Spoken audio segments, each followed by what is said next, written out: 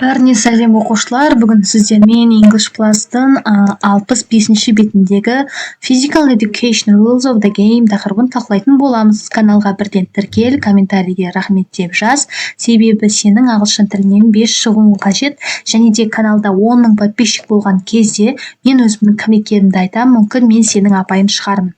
Сонымен бастаймыз. Бірінші тапсырмада сендерге айтады match the verbs in the box with the action дейді. Мына жерде берілген етістіктерді мына жерде берілген суреттермен сәйкестендіруіміз қажет. Енді қараймыз. Мен бірден аудармасымен жазып жібердім, саған оңай болу үшін. Бірде kick тебу, екіде catch қағып алу, үште pass беру, төртте bounce секіру, бесте shoot ату, алтыда score ұпай алу, жетіде throw лақтыру. Енді мен саған оңай болу үшін мына тексті оқып аударып берейін, иә. Бастадық. Мына жақта аудармасы тұр, егер қажет болса, мінекей. Былай қойып қояйын.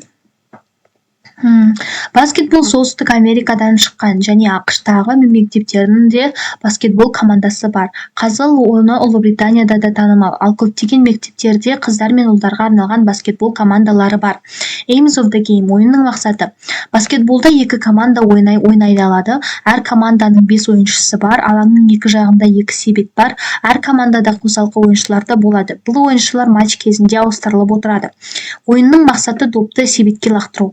Доп себетке түскенде команда ұпай алады. Ойын соңында ұпайы көп команда жеңімпаз болады. Ережелер. Баскетбол өте жылдам ойын және оны секіру ережелері көп. Кәсіби ойында солтүстік Америка матч 48 минутқа созылады, ал ортасында 15 минут үзіліс болады. Сен жүгіре аласың және сен допты жерге соғып жүргізе аласың. Немесе оны ұстап тұра аласың, бірақ тек бір қолмен ғана жерге соғуға болады. Допты жерге соғып жүргізбей ұстап жүруге болмайды. Қайтадан жерге соғуға да болмайды. Допты теуіп алып алаңнан лақтырып шығаруға болмайды. Себетке лақтырғанда секіруге болады. Егер осы ережелердің бірін бұзса, доп қарсы командаға беріледі дейді. Ал енді жауаптарына қайта оралайық. Екінші тапсырмада сендерге айтады, қанша ойыншы ойнай алады дейді. There are 10 players on the court, яғни кортта 10 ойыншы ойнай алады. Үшінші тапсырма. Үшінші тапсырмада мына сұрақтарға жауап беруіміз керек. Where is the basketball from? Баскетбол қай жақтан шыққан? It's from North America. Ол бізде солтүстік Америкадан шыққан. What do the subtitles of the do дейді. Қай кезде субтитрлар ауысады дейді. Ол кезде бізде әрине subtitles change when others during the match дейді. Ойын алаңында өзгереді дейді. How long is basketball game? Қаншалықты ұзақ баскетбол ойыны созылады дейді. Ол бізде қарайын 1848 minutes, яғни 45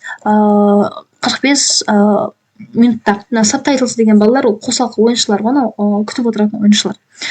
Арғарай, how many hands can you use to bounce the ball дейді. Қанша қол қолдана аласың былай допты жерге ұру үшін?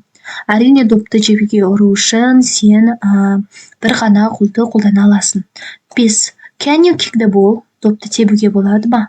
No, you can't kick the ball. Жоқ, сен допты тебе алмайсың.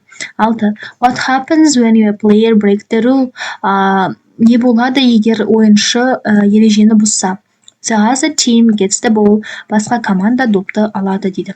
4-ке келдік. 4-те саған айтады, мына жерде берілген бір ойынды таңда, және де соған қатысты ереже жаса, және де сенің жұбын сол ойынның қай ойын екенін табу қажет.